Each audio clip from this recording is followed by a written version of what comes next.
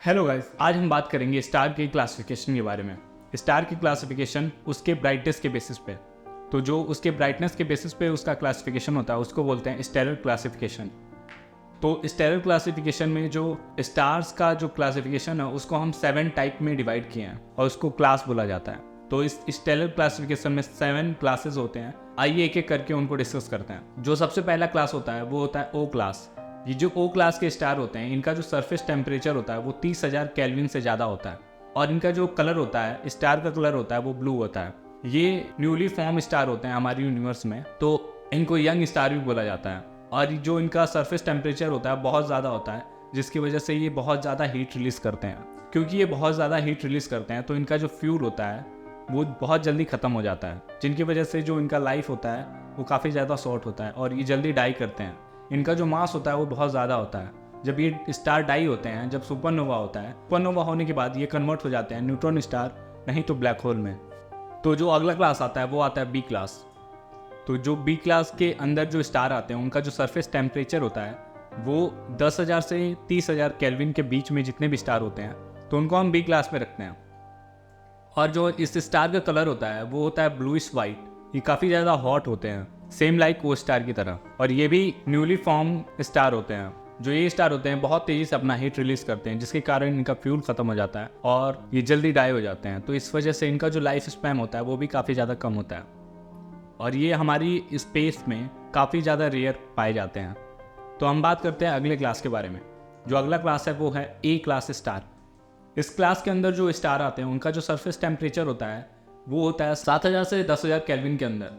और इनका जो कलर होता है, स्टार का कलर होता है वो वाइट होता है और ये रिलेटिवली यंग होते हैं और ये हमारी यूनिवर्स में 1% से भी कम अवेलेबल हैं। ये काफ़ी ज़्यादा रेयर होते हैं। ये इजीली विजिबल होते हैं, तो आप इनको अपने नेकेड आई से भी देख सकते हैं। इनको देखने के लिए कोई टेलीस्कोप की ज़रूरत भी नहीं पड़ती है। तो इसके बाद हम अगले क्लास की बात करते हैं। जो अगला क्लास है वो है एफ क्लास स्टार। तो इस क्लास के अंदर जो स्टार आते हैं उनका जो सरफेस टेम्परेचर होता है वो 6,000 से 7,000 केल्विन के बराबर होता है और उनका जो कलर होता है वो येलोइश वाइट होता है। और ये जो स्टार होते हैं ये अपने पूरी लाइफ स्पैन के मिडिल में होता है। अप्रॉक्सीमेटली बात करें तो 3% हमारे यूनिवर्स में जितने भी स्टार हैं वो इसी क्लास के अंदर आते हैं। ये अपने पूरे लाइफ स्पैन के मिडिल में होते हैं। तो हम अगली क्लास की बात करते हैं।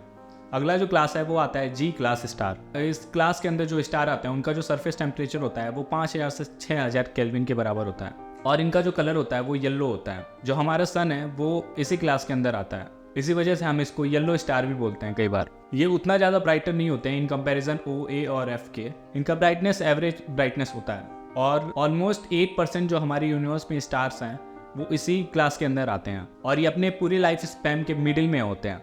क्योंकि इनका मास उतना ज़्यादा नहीं होता है इन कंपैरिजन ओ, बी और ए के, तो इनका जो लाइफ स्पैन होता है वो काफ़ी ज़्यादा होता है, करीब बिलियंस ईयर का होता है। तो जो अगला क्लास आता है वो आता है के क्लास स्टार। तो इसके अंदर जो स्टार आते हैं उनका जो टेम्परेचर होता है वो 3,000 से 5,000 केल्विन के बराबर होता है और इनका जो स्टार का कलर होता है वो लाइट ऑरेंज होता है। ये उतना ज़्यादा ब्राइटर नहीं होते हैं और ये काफ़ी ज़्यादा ओल्ड हो गए रहते हैं स्टार, इसीलिए इनको कई बार ओल्ड स्टार भी बोला जाता है।